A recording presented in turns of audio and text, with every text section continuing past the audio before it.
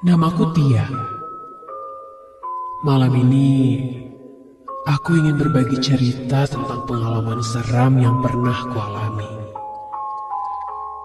Kejadian ini kira-kira terjadi sekitar 6 tahun yang lalu. Ketika aku sedang menikmati liburan sekolah di rumah nenekku yang ada di daerah Karawang. Tepatnya di sebuah pedesaan yang tidak bisa aku sebut namanya.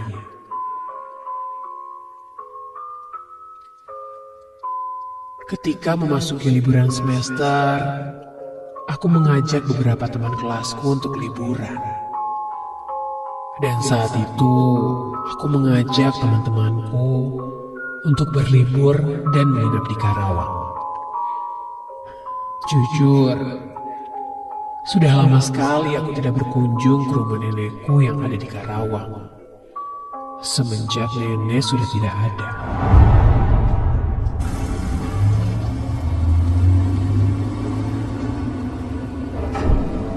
Sampailah hari itu. Aku dan beberapa teman kelasku berangkat bersama.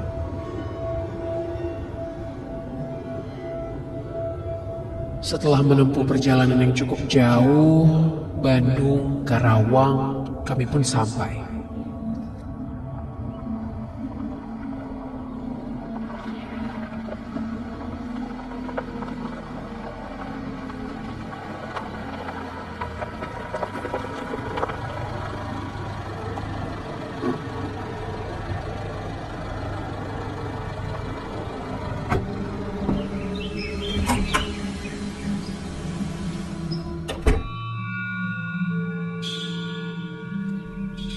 Ketika aku masuk ke rumah, aku disambut oleh Mang Oni.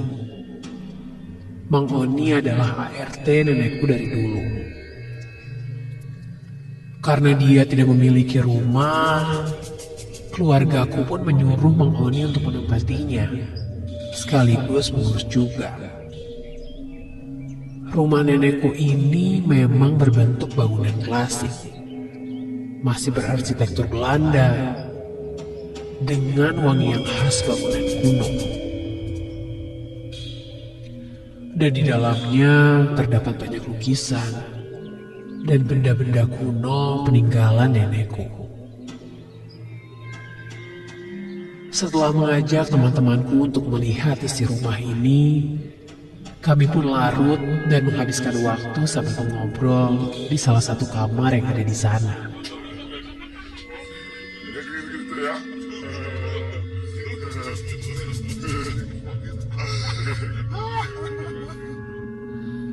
Sampai tak terasa malam pun tiba.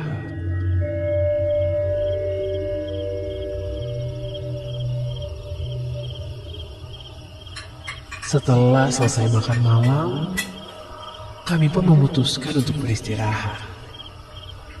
Karena besok pagi, aku berniat mengajak mereka untuk berkeliling di desa ini.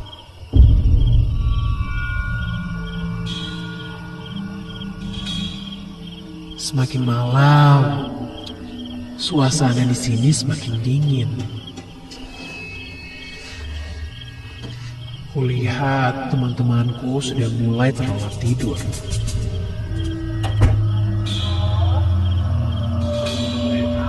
Kumatikan TV di ruang tengah, dan beberapa temanku sudah tertidur di kamar depan.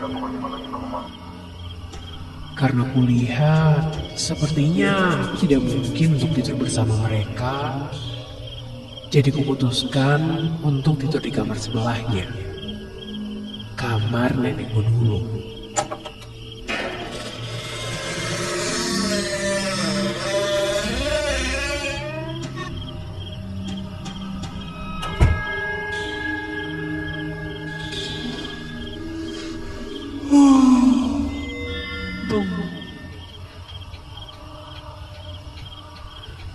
Sekitar jam 11 malam, akhirnya aku pun tertidur.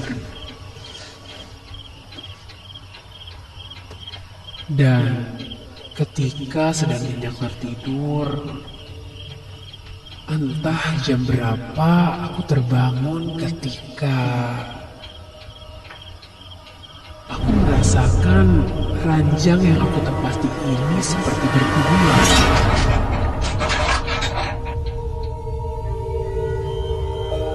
Sontak aku pun terbangun dan ternyata ranjang ini tidak bergoyang sedikit pun. Aneh. Aku putuskan untuk tidur kembali. Mungkin itu perasaanku saja. Ku coba untuk kembali tidur.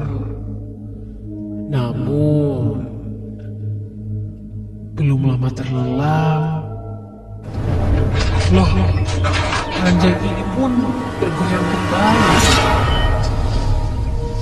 Aku pun terbangun.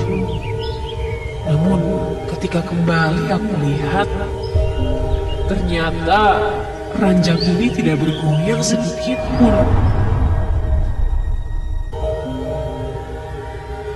Sampai tak lama dari itu, ku dengar seperti ada suara yang mengetuk pintu kamar ini.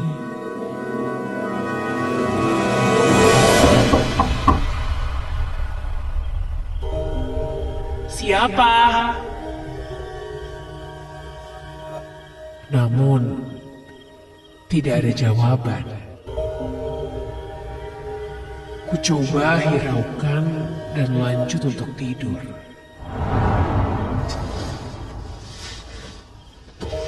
Tapi, ketukan itu kembali terdengar.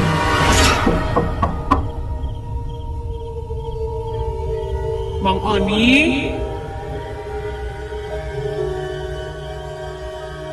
Aku mengira itu Mang Oni. Namun ketika aku coba panggil, tidak ada respon. Ketukan itu masih terdengar. Dan tiba-tiba kulihat pintu itu sedikit terbuka dengan sendirinya. Mataku terkunci pada pintu kamar yang terbuka itu. Kulihat tidak ada siapa-siapa di depan pintu itu. Namun, aku masih menatap penuh ke arah pintu. Dan seketika, entah kenapa, angin kencang seperti masuk ke dalam kamar tidur ini, membuat bulu kuduku merinding seketika. Merasakan itu, entah kenapa sepertinya ada yang tidak beres. Jantungku mulai berdegup kencang. Perasaanku mulai tidak enak. Mataku terus tertuju ke arah pintu itu, menunggu apa yang akan terjadi. Aku tidak berkedip sampai ketika aku mencoba fokus melihat ke arah pintu itu. Astaga! Astaga! Tiba-tiba sebuah kepala muncul mengintip di balik pintu itu.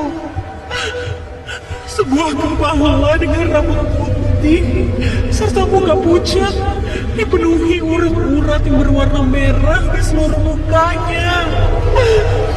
Matanya kini menatap tajam ke arahku. Itu siapa?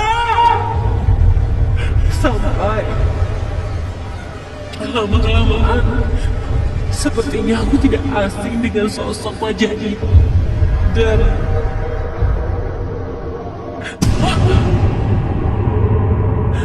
nenek, ya, kini jelas sekali sosok yang kulihat itu seperti sosok nenek.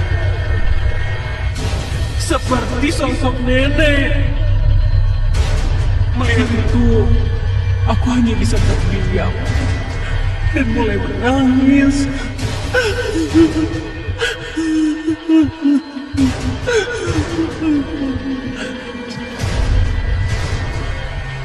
Ku coba memastikan dengan mencubit mukaku. Aku berharap ini hanyalah mimpi. Namun, ternyata bukan. Ini bukan mimpi. Dengan jelas aku melihat itu adalah sosok nenekku. Aku hanya bisa terdiam kaku melihat itu semua. Aku hanya bisa membaca doa-doa yang aku bisa. Karena saat itu aku pun mencoba berbicara, tapi tidak bisa. Sampai kali ini perlahan muncul tangannya yang memegang pintu itu.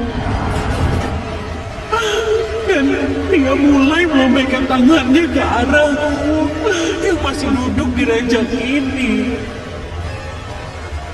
Ketika kulihat, nenek pun perlahan mulai tersenyum padaku.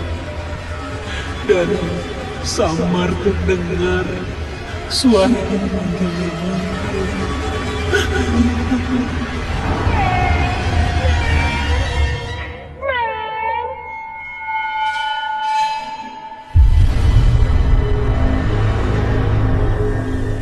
Aku menutup kedua mataku.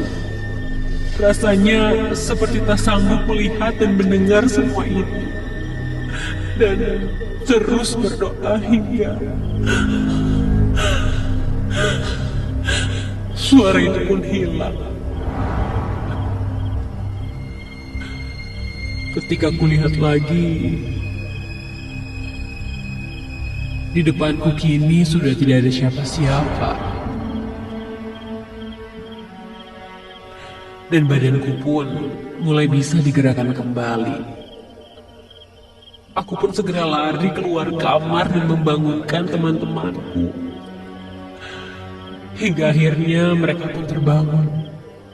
Dan mereka heran melihat wajahku yang pucat dengan keringat yang bercucuran. Mereka pun bertanya padaku kenapa. Namun, aku hanya bisa diam. Dan setelah cukup tenang, aku pun mulai menceritakan semuanya. Aku hanya bisa menangis jika mengingat kembali kejadian yang aku alami tadi. Mang Oni pun cukup panik melihat kondisiku saat itu yang benar-benar syok. Mang Oni hanya berpesan padaku untuk tidak lupa mendoakan nenek. Karena mungkin kejadian yang aku alami itu merupakan pengingat untukku agar tidak lupa dengan nenek. Dan semenjak kejadian itu, aku berpikir bahwa siapapun yang sudah tidak ada dan lebih dulu meninggalkan kita, mungkin ada saatnya mereka kembali ke tempat kesukaannya dan bersemayam di sana. Sekedar untuk mengingat bahwa mereka juga pernah hidup seperti kita sekarang.